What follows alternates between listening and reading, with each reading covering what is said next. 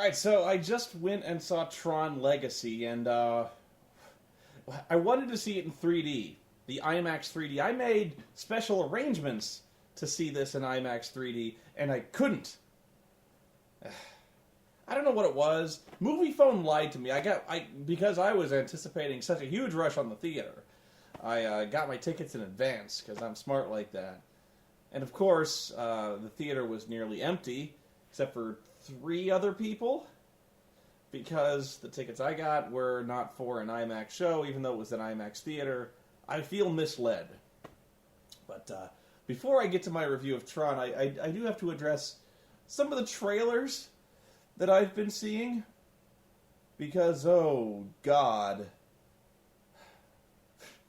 Okay, this wasn't a trailer, but first off, Yogi Bear? Yogi Bear. Who goes to see that? Now, I know you're going to say kids, but is Yogi Bear still even on TV? Is Yogi Bear relevant? Yogi Bear was old when I was a kid. And I'm pretty old. Other one, Transformers, Dark Side of the Moon, what is it called? It's not Dark Side of the Moon. That would have been a better title, but The Dark of the Moon? I think that was it. Oh, God. I was actually kind of feeling this one until I started seeing the lens flares. Apparently Michael Bay's all about the lens flares. I kind of dug the idea of, at first it kind of hooked me, but, they're like, okay, Neil Armstrong goes to the moon, but then they're like, okay, you got 21 minutes, you got this thing to check out, go, go, go. And so Neil Armstrong goes over there and he sees a fucking Decepticon. Yeah, and actually, the very few people in the theater actually did get a little bit of a titter when Michael Bay's name came up. Like, oh, Jesus. The one big one I saw was Pirates of the Caribbean on Strange Tides. On Strange Tides? Stranger Tides. I gotta tell you, even though this series has gone on really deep, and after the last movie, I was not looking forward to another Pirates of the Caribbean movie at all, because the last movie was horrible. Just terrible. And for the first time ever, I am really looking forward to Pirates of the Caribbean.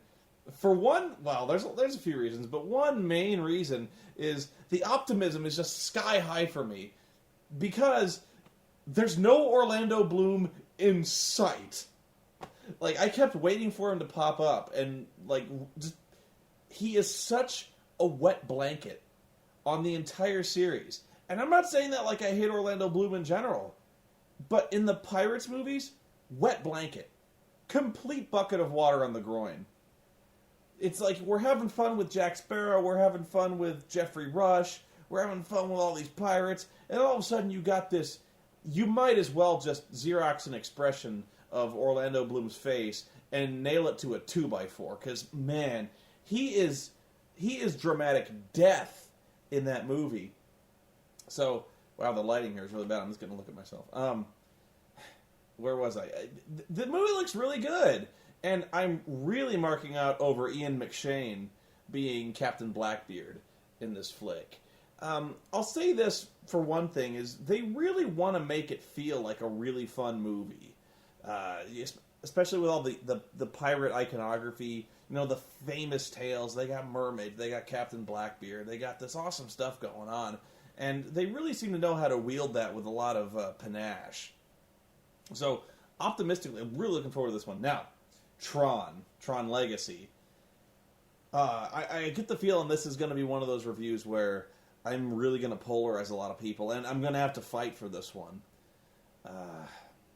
So I have to preface this by saying a few things. One, people are going to accuse me of going into this movie with a bad mood, which is not true. I heard a lot of bad things about this movie. Okay, really a lot of bad things. And Tron's one of those things where I actually did not believe the bad hype. I didn't read or watch any reviews before I went in to see this movie, but I heard a lot of buzz, and the buzz was not good. And I didn't believe it, because Tron is one of those things where I really think it's one of those things where people just don't get it. Okay? Tron always had kind of a cult following because even back in the day, that was kind of a challenging movie to watch. It actually, for me, it hurt to watch because the way Tron's graphics, the really primitive effects, but it was by nature very harsh and glaring, and the me with the kind of strain my eyes go through and the kind of headaches I get, that was a hard movie physically to watch. But it was also kind of challenging from a lot of different perspectives. I think even back in the day, people kind of chalked it up as being kind of a failed experiment, and I liked it. Just because it was, being a computer geek back in the day, you kind of got a lot of the references, and you kind of it was a lot of escapism. It was fun to imagine. What if there was like a world inside your computer, and there was personifications, anthropomorphications, whatever the word is, of all these programs and software. It was fun, and it granted a lot of iconic imagery to, the light cycles and the discs. Everyone imagined like it looked like so much fun. There was the dangerous but fun. You had these, it inspired games, the light cycle games. I actually just rented the Tron Legacy, Tron Evolution, I think it's called, for the Xbox, which is the Prince of Persia style Tron game. I need to play that, but the one I really liked was the Tron Light Cycles for the Wii, a much more simplistic game, but at the same time, just what we wanted to do. That was if you got Tron, you were able to kind of plug yourself in mentally and imagine. It was cool, and especially as a kid, it really captured the imagination. So with Tron Legacy, I thought people would, I imagine these kind of stodgy movie critics walking out of the theater going, "Oh God, that was some horseshit. Throwing the fucking frisbees, what the fuck is that?" And just not getting it. And so, quite the contrary. I walked in there thinking this was going to be really good because the trailers looked awesome. I mean, if there was ever anything that was going to get you fired up about a movie, those guys did wow. Okay, just wow. And right away, this okay, this movie's not good. This movie is really, really not good. And I have to justify myself before people. There's always like 4 or 5 people who post comments and say, "You never give reasons. You just say you hate it. You never give reasons." And every fucking time I get in front of this camera, what do you think I'm talking about for an hour in front of this fucking thing? I'm giving reasons. I was one guy. "You didn't give reasons why you didn't like Transformers or no Avatar." I'm giving you reasons, okay? I will. Okay, so this takes place in modern day. It's been like 20 years, probably 30 years. No. I think when the flashback starts in this one, it's like 1989. So 21. Whatever. So you've got this guy, Sam Flynn, who's the son of Kevin Flynn, Jeff Bridges from the original Tron. And where to start with this one? Okay. So you've got this software company that Jeff Bridges founded, Encom, I think it is.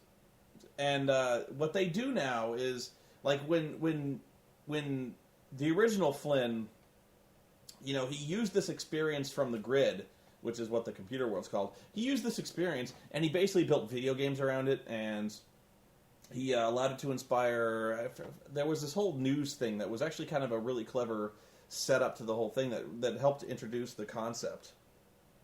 What did he do? He mainly did games, and he apparently everything he learned from the grid he used to inspired him to create all sorts of new software and made Encom. I think he said he made Space Paranoids and Tron, which were the 2 best-selling games in history. So he had all this money, and so he founded he took over the corporation, the Encom Corporation, and launched it to new heights. And then one day he disappears.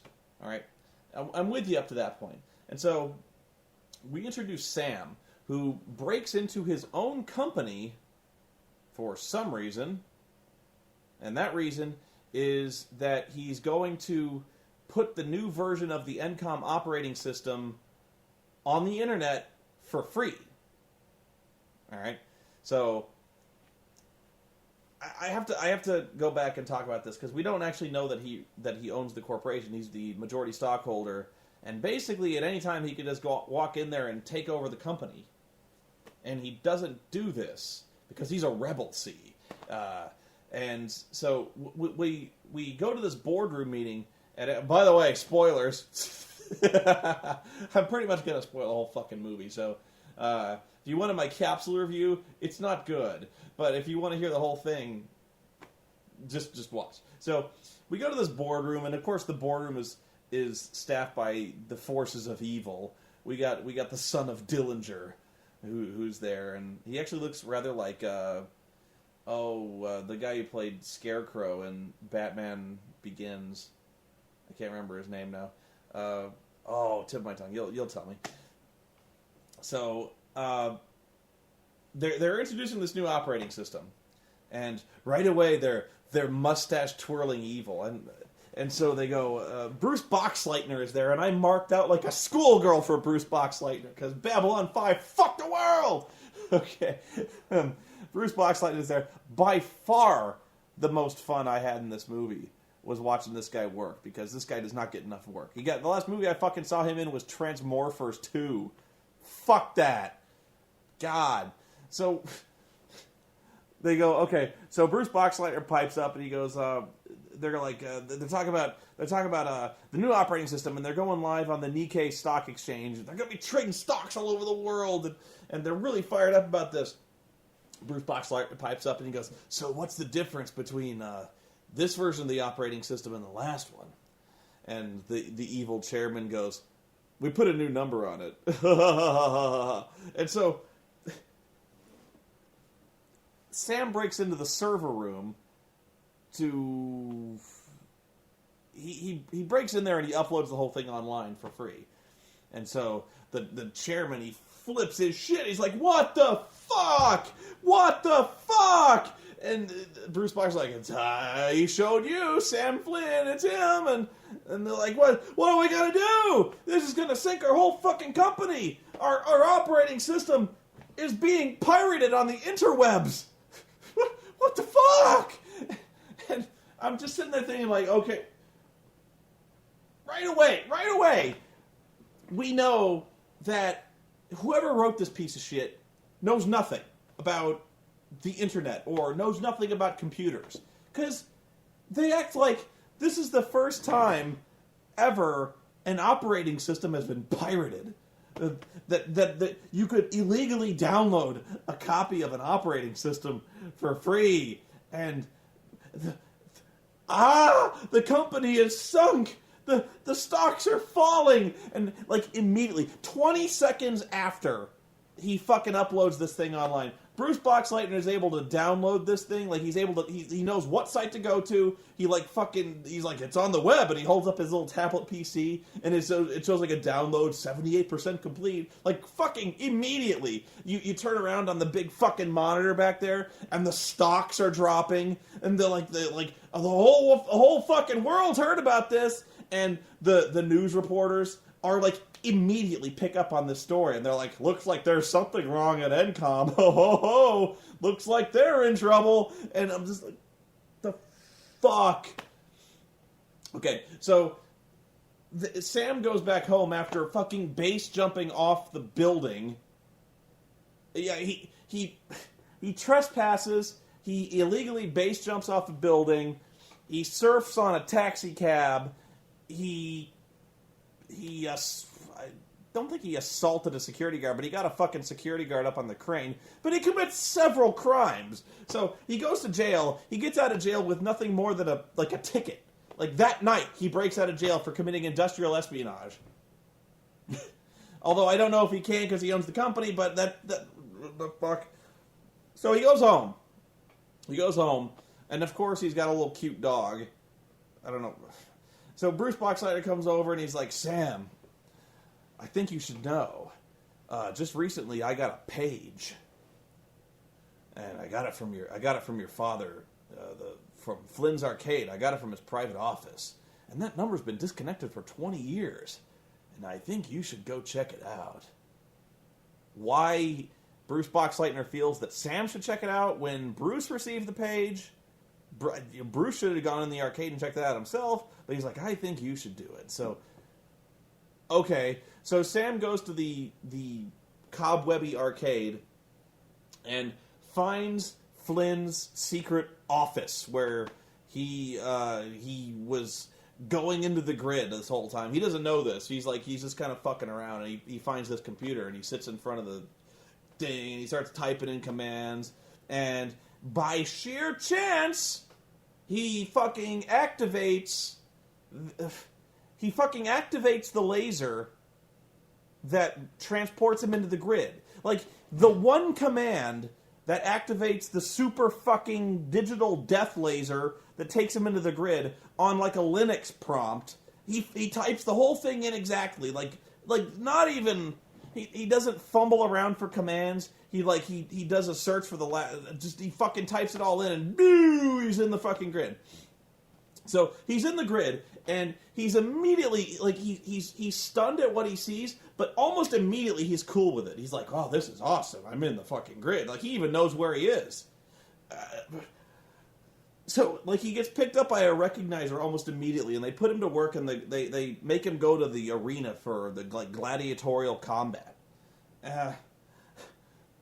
And so they put him in this arena to fight this guy with the discs. You know, they throw the disc and it bounces off the wall, and if it hits you, you die. So, like, not only that, he goes in there, and he immediately picks up on that as well. So, like, the guy throws the disc at him one time, he's like, oh, shit! And he, like, immediately he realizes, like, oh, this shit just got real. And so he fucking pulls his disc out, and he starts throwing the fucking frisbees.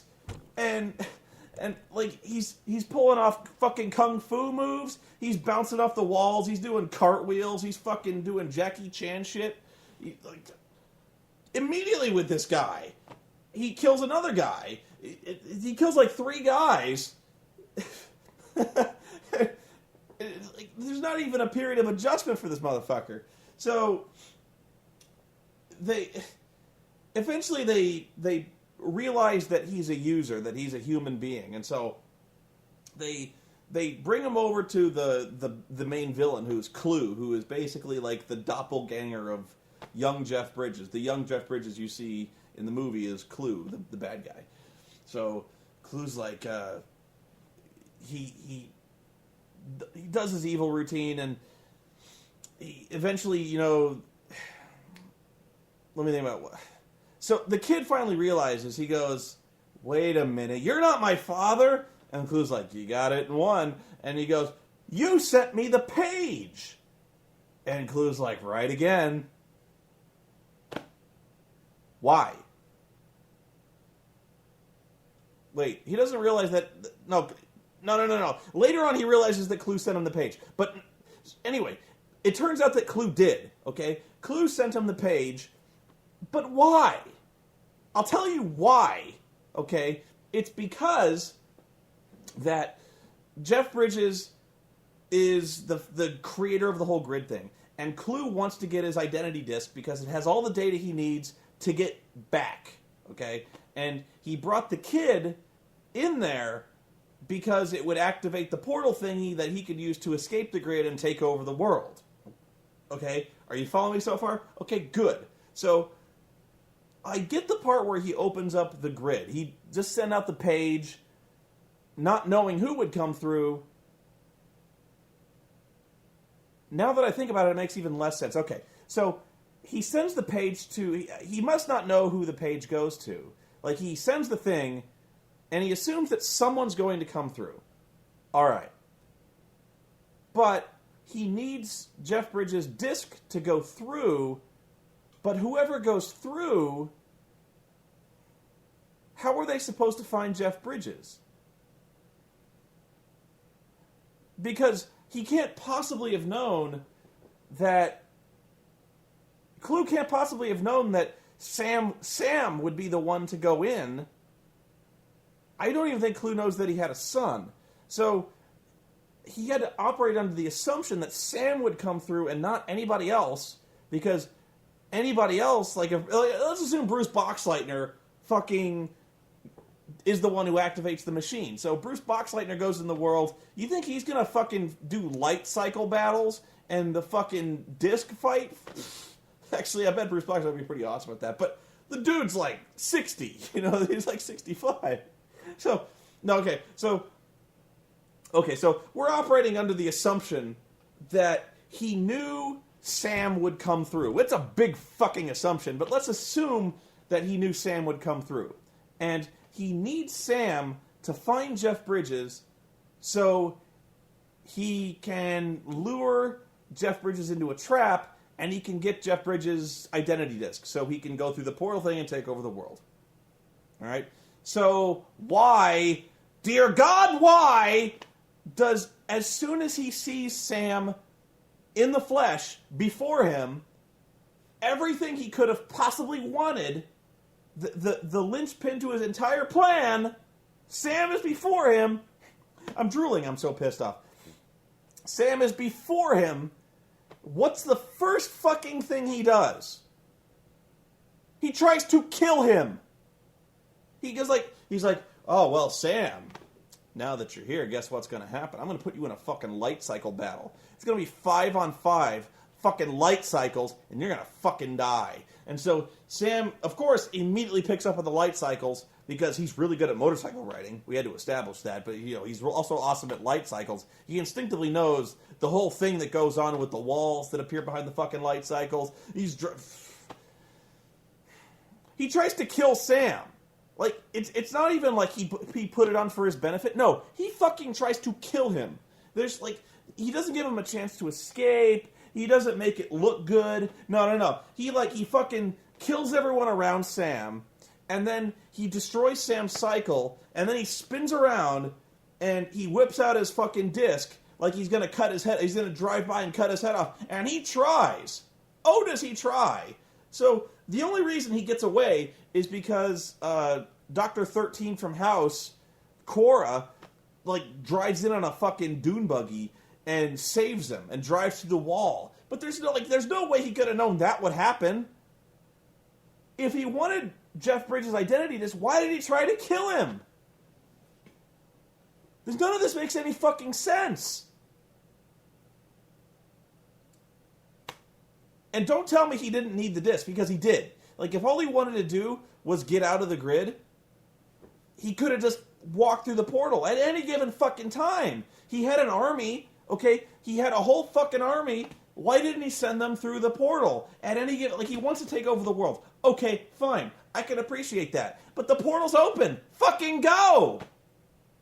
I have no idea why he needs Jeff Bridges' identity disc. Why? They probably told me why, but I can't fucking remember. Okay, so they're driving along in the fucking dune buggy, and they leave the grid, but they go to some kind of rocky place. It's like off-roading, okay? There's mountains and shit. Nothing that... I have no idea why this place exists, okay? These fucking mountains. And the... What is this place? And, the dudes and the fuckers on the light cycles chase him, but when they reach the rocky area with the dirt roads and stuff like that, they turn away. And he's like, why do they turn away? And 13 is all, oh, well, they can't follow us this way. Our dune buggy is specially modified to go on these roads, but they can't go this way because their light cycles, if they tried, they'd malfunction, they'd die. So They go to Jeff Bridges' castle where he looks exactly like the fucking dude.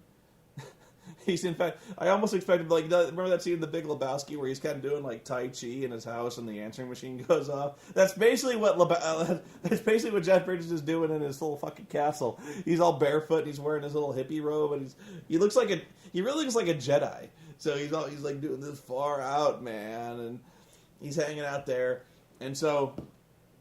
And he's like, we got to get out of here, Dad. And Jeff is like, oh, what's the point, man? He'll just fucking kill us. That's where he wants us to go, man. And the kid's like, you're a fucking pussy. I'm leaving. So he fucking leaves, and he takes the bike back to town. And so conveniently, he's like, I gotta leave town. And he asks 13, he's like, how do I get out of town? And 13, of course, goes, oh, well, I know this guy. I know Zeus, who can get people anywhere.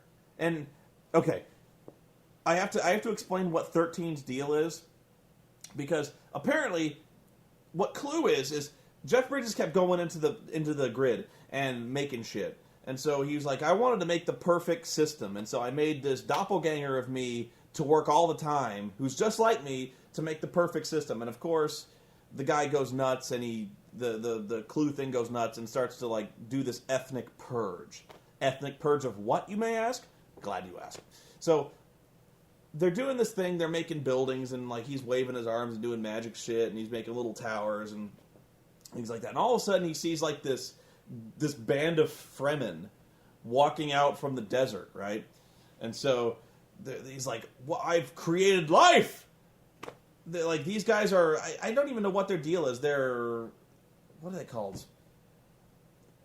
I forget what they're fucking called. But they're like some kind of evolution where they're like, what the fuck are they? There's it's some kind of new life form, okay? Which I thought we just found when we have these personifications of software that have feelings, have thoughts, that do tasks, and like. But no, these guys are special because they're also sentient. What the fuck are they? So 13 is one of these things that like these. They don't explain anything in this movie. They just throw terms out there, and you're like, all right, I don't fucking know, whatever. They don't. So 13 is one of these things, these new life forms that come out of there, and so Clue goes nuts at the sight of these things. They're uncontrolled. They're not perfect. They have no task, and so he starts to do this thing where he destroys them. He rounds them up and he kills them, and those are the ones he don't kill. He reprograms them to be in his army. So he's got this huge fucking army of dudes. So my first thought is, okay, so back to where I was saying, he's like, I need to get out of here. How do I get out of here? And 13 is like, well, I know this guy named Zeus. And Zeus can get people anywhere. And I'm like, how does she know this guy? If she's one of these rogue programs, if she's one of these persona non grata or programma non grata in the grid, how does she know this influential, old as fuck program who can get people anywhere? I don't get this. But she knows this guy because the plot demands that he... Whatever. So he takes his light cycle back to town.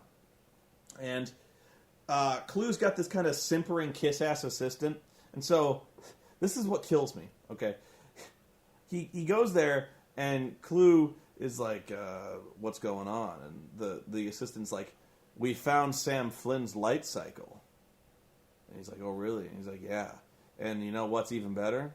We traced it back to its point of origin. And you're like, oh, shit. Guess what happened? He just, he inadvertently gave up where Jeff Bridges' position is. Like, he didn't think of this. Like, they traced the light cycle back to where he fucking came from. And Clue's like, let's go. We're going to kill this motherfucker. So they go out, and they go to the place where the movie just told us they couldn't go. They're driving on the road, they turn away. He's like, why are they turning away? Oh, they can't go here because their shit'll malfunction. And so, of course, they're like, we captured the light cycle, we traced it back to its point of origin. And Clue goes, let's go there. And they go to the place they can't fucking go. Oh, more stuff. I hate this fucking movie.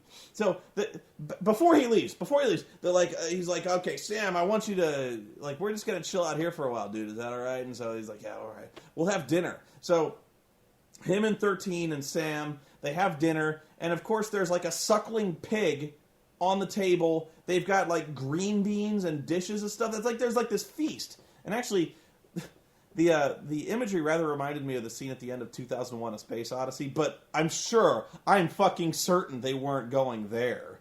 That would have been awesome.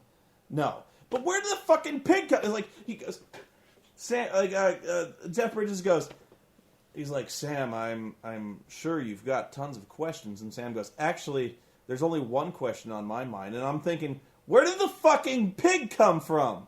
Did you code that? Did you pull the code for the suckling pig out of your ass, Jeff?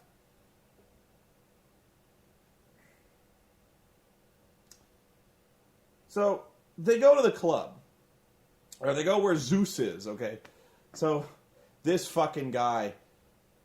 Scarlett actually recognized this fucking guy before I did because I was too busy face palming in this stupid fucking movie to recognize who this fucking guy was. So we meet Zeus, okay, and Zeus, first off, reminds me of that motherfucker in Highlander the Source with the blonde hair, that blonde wedge of hair.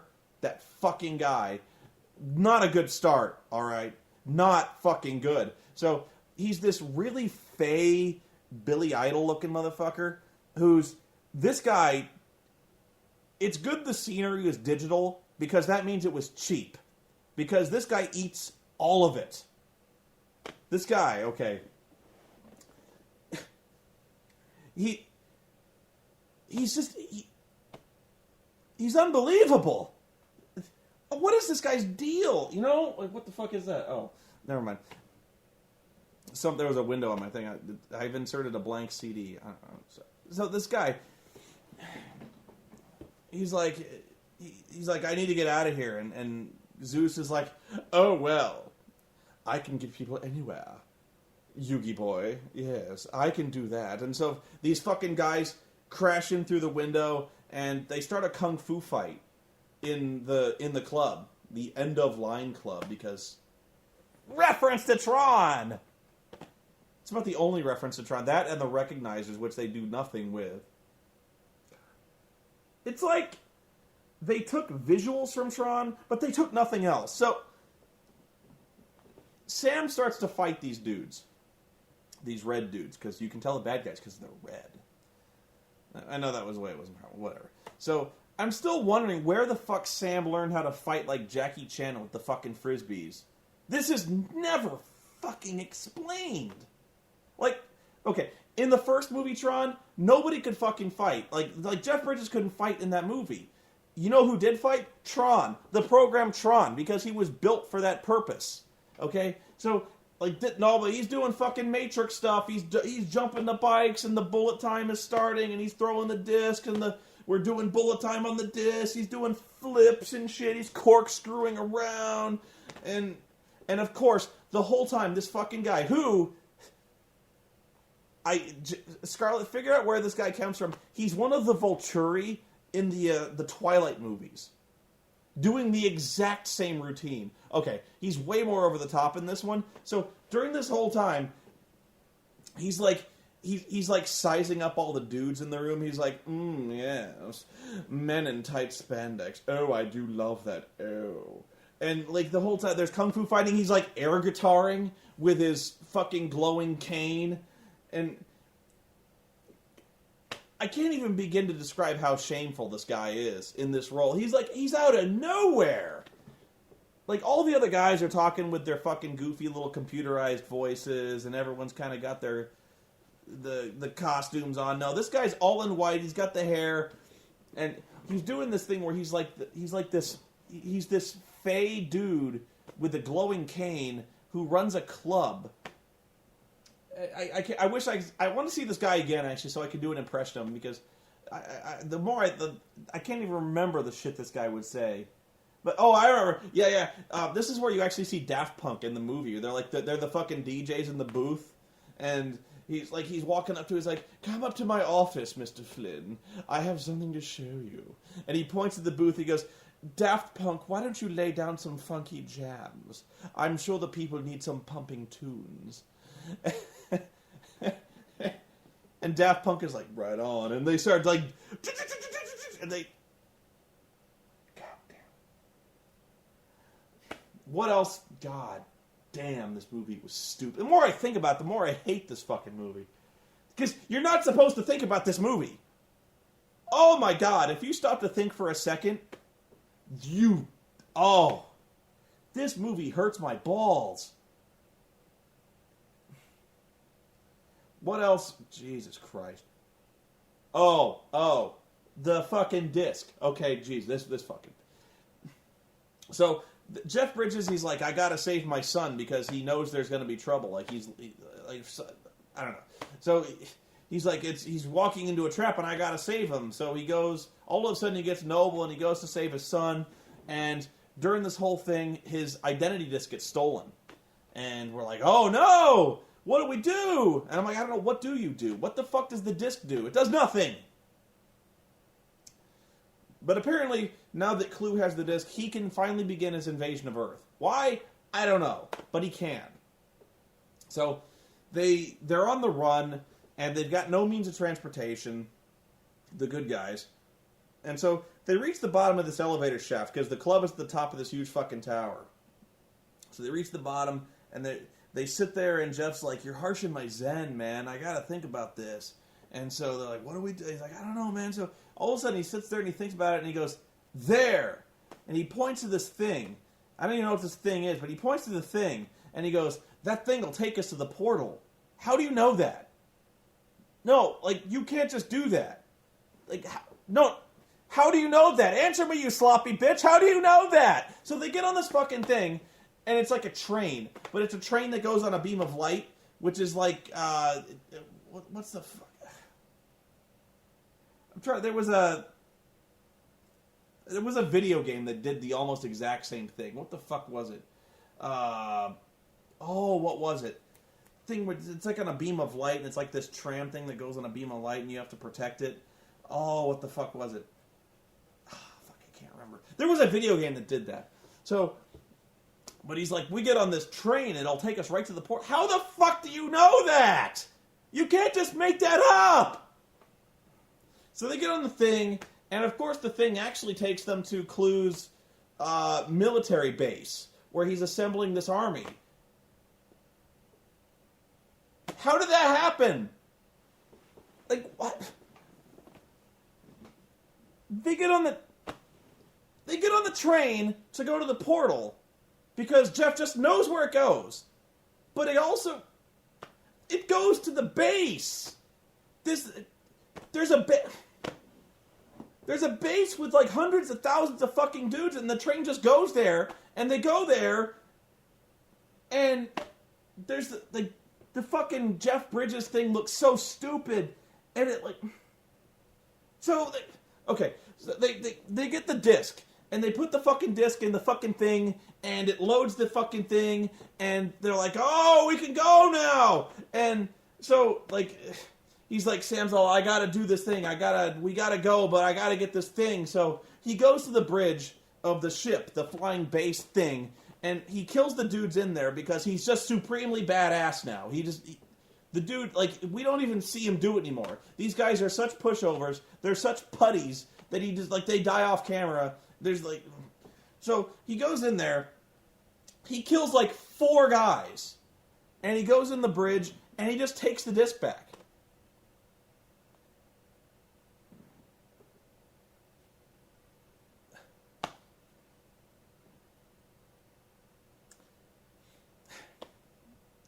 Clue! The disc that is the linchpin to his plan. Apparently, I don't know how, but it is. He gets the disc. He's got armies of tens of thousands. He's got this army that is made possible by this disc. So how many people does he put on guard for the disc that he needs to conquer the world? Like 4. 4 guys to guard the disc. What the fuck? How fucking stupid is this man? So they get it's almost like... What? It's almost like I want to say it's like a first draft. To where, like, they have these ideas, but they're not finished. It's like, we have to get to the 3rd act, but oh, fuck, I forgot the disc. He just gets it back. So he just gets the disc back. And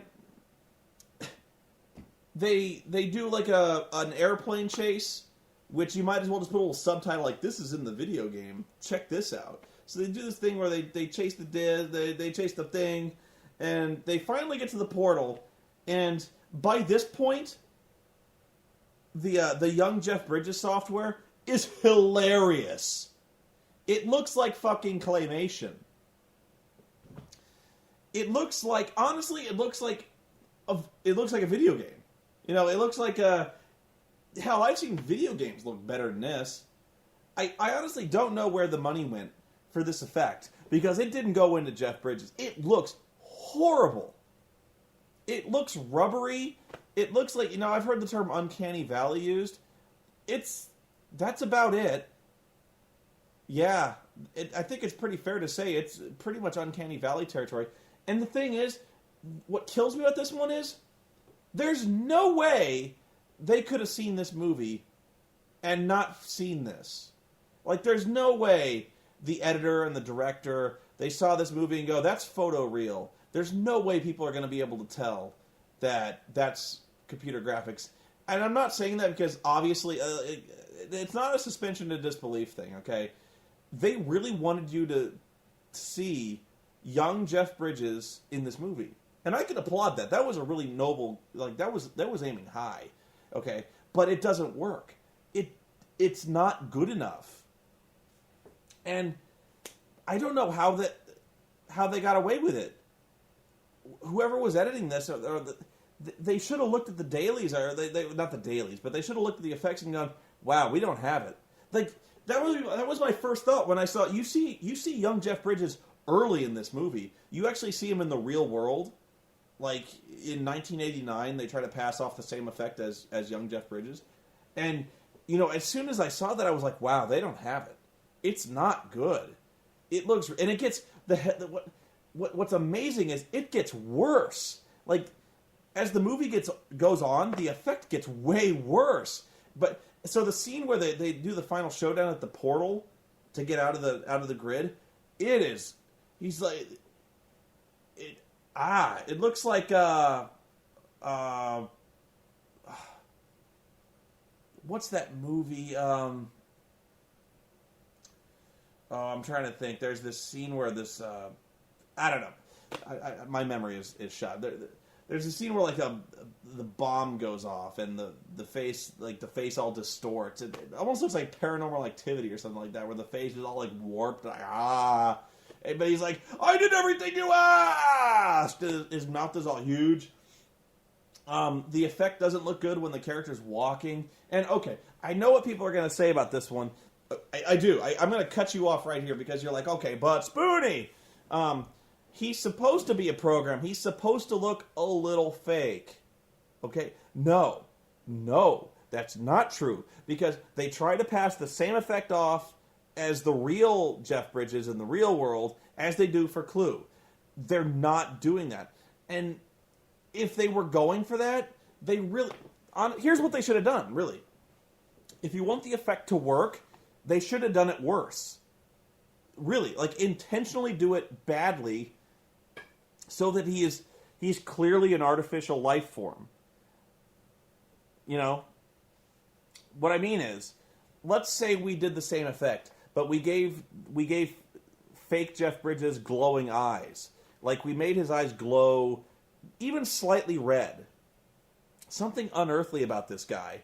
Pull a little bit of a Mass Effect thing on him, where, where he's got because he's corrupt, we have some kind of creeping grid lines up his face that glow red. That really would have saved this effect. To make him clearly artificial, just give him some affectation, something that you go, oh wow, this. In fact, the glowing eyes or the kind of grid effect on his face, or like a scar, or some kind of inner light to this guy, would have actually done wonders to build the menace you feel for this guy. It's not good enough.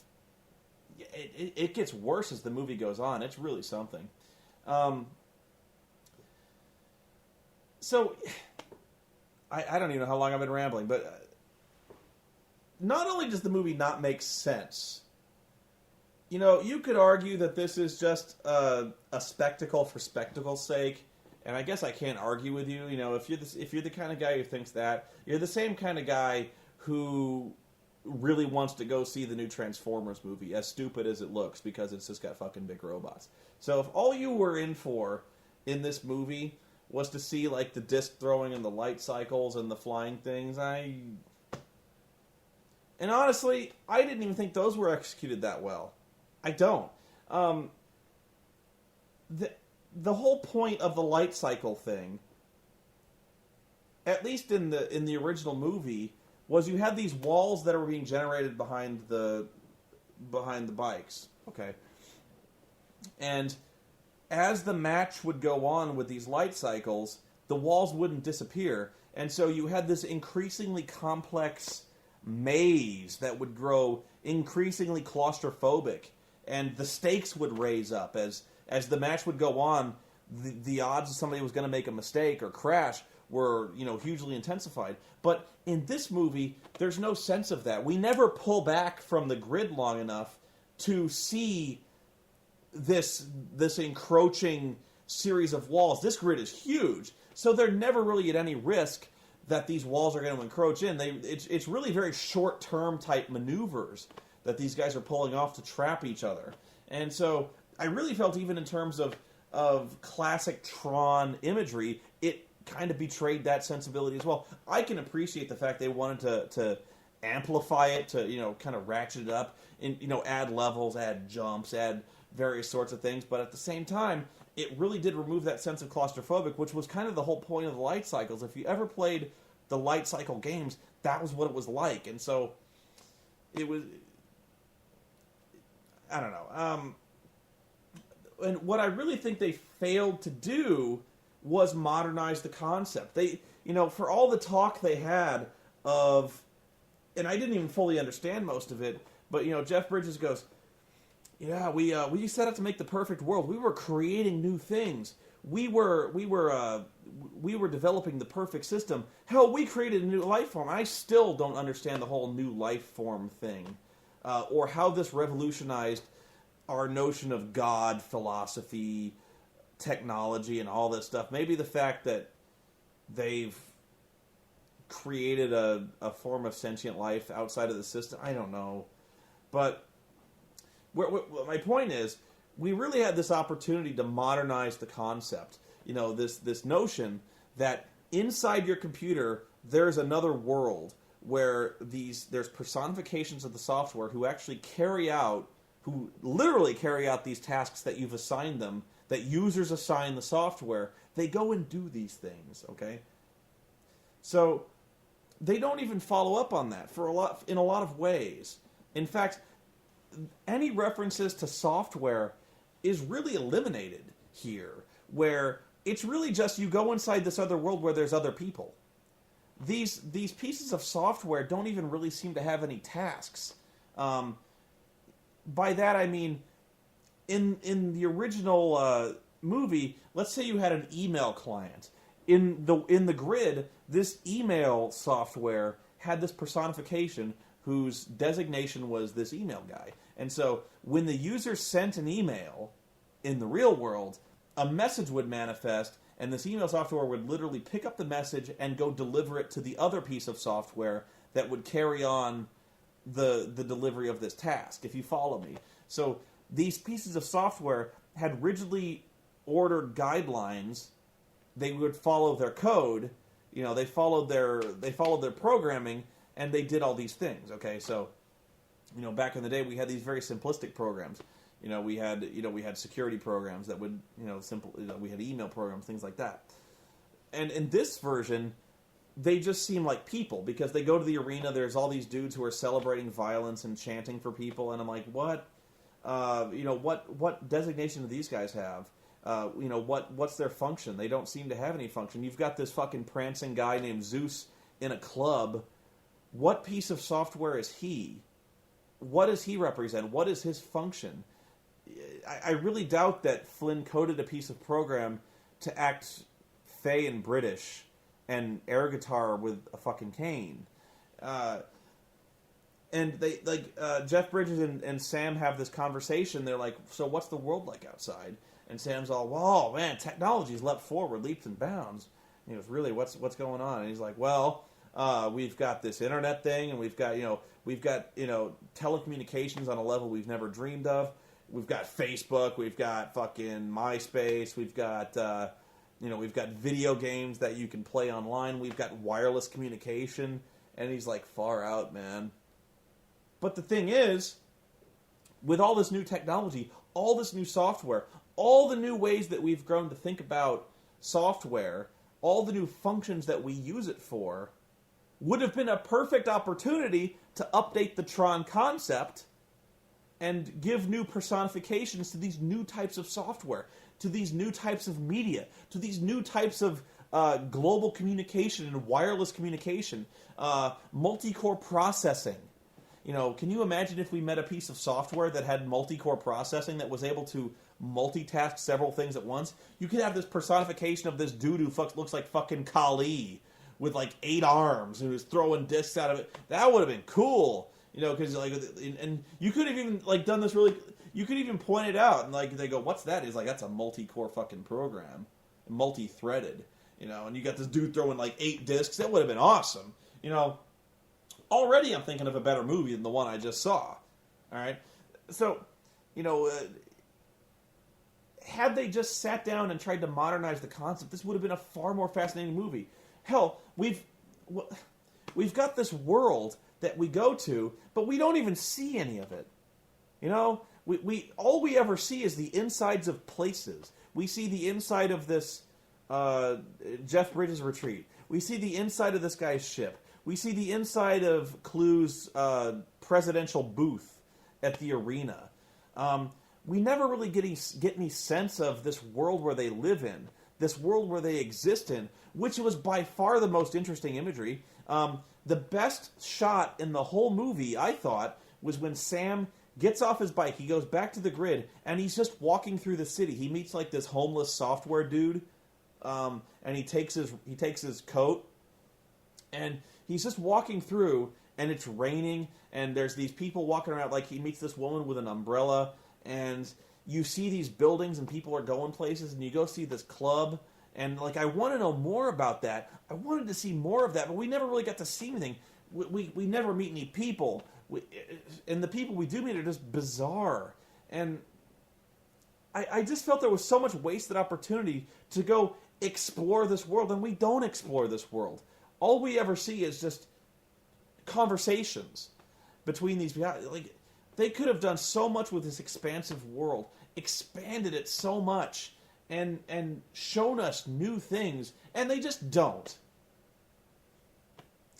All they were content to do was make a really loud, stupid, matrixy, bullet-timey, basically a martial arts flick. And a not very good one at that. The characters are undeveloped.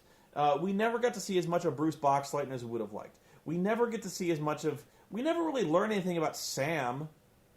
We never really learn anything about Clue. Like, what's Clue's deal? Like, I get that he wants to create a perfect world, but we never really see his dissatisfaction with the impurity that goes on in his system. Like, we're told that he perceives these new life forms to be a threat, but why? You know, he just goes from 0 to evil immediately. And really the most unforgivable sin in this movie is the most interesting character, Quora, who's our only real window into this world. You know, the only real person that we have to talk to who's native to this world, who's trustworthy, who knows what she's talking about, and who, by the way, is the only person who is one of these new life forms. You know, I really wish I could remember what they're called. But, you know, one of these new creatures that has emerged, who's kind of self-aware, who's curious about the real world outside, who's able to read and wonder about things, and who is sentient and very cool and very sexy and stuff like that. We never see enough of her. We never talk to her enough, except for just like, tell me what your homeworld's like, Usul. And I really think there was a lot of wasted opportunity just to find out what makes her so special. We're told that she's special, but we never really find out why or anything, you know. So that's what it boils down to. I do wish I'd seen it in 3D, but would it have made me enjoy the stupid plot anymore? No. It would have made the scenes more exciting, but the only way you're going to enjoy this movie is if you just don't think at all. If you're content just to watch the flashing lights and listen to the awesome soundtrack, okay. But if you try to engage this movie on any kind of intellectual level, you've already lost. You know, it's beyond over for you. This movie knows nothing. It knows nothing about computers. It knows nothing about cyberculture, and I really wish it did, because I think that's the real story of this one, is so much wasted potential. This movie could have kicked ass, and it could have been a really smart, groundbreaking movie that really challenged the way we think about technology, about software, about sentience, about exploration. It really could have, that sense of wonder we get at exploring a new world, we could have really had that. And we really don't. At all. This movie is a catastrophic failure. In terms of storytelling, in terms of technology. I really think that Jeff Bridges, the young Jeff Bridges software thing, is really going to go down in history as one of the all-time classic cinematic blunders. In terms of just ruining what could have been a really cool effect. I want to say a jump the shark moment, but that's not entirely proper. It's just a moment where early on you see this effect, and immediately you just know that it's not working. They tried, and it wasn't good enough.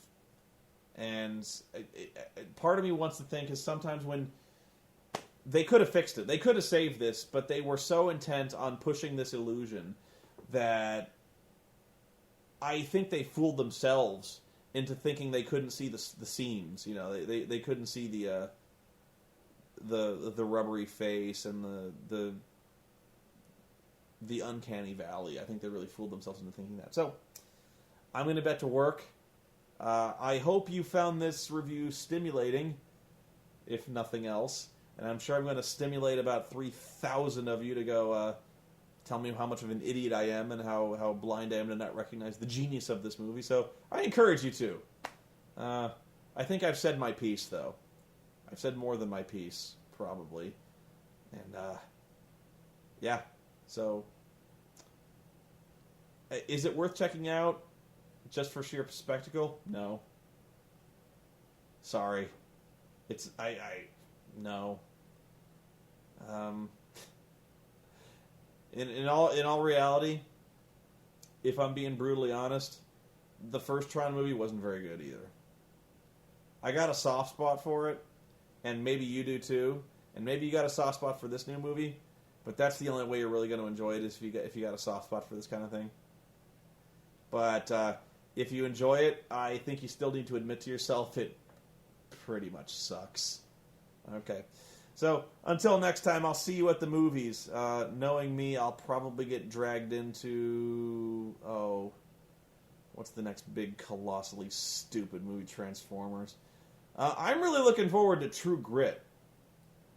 Again, another Jeff Bridges movie. Hopefully that'll cleanse the palate. Oh God, I need a good palate cleansing, because this one hurt. This one hurt quite a bit, and it's really sad when the best stars of your movie are Daft Punk, and when the soundtrack is by far the biggest star of your flick. Problems. See you guys next time.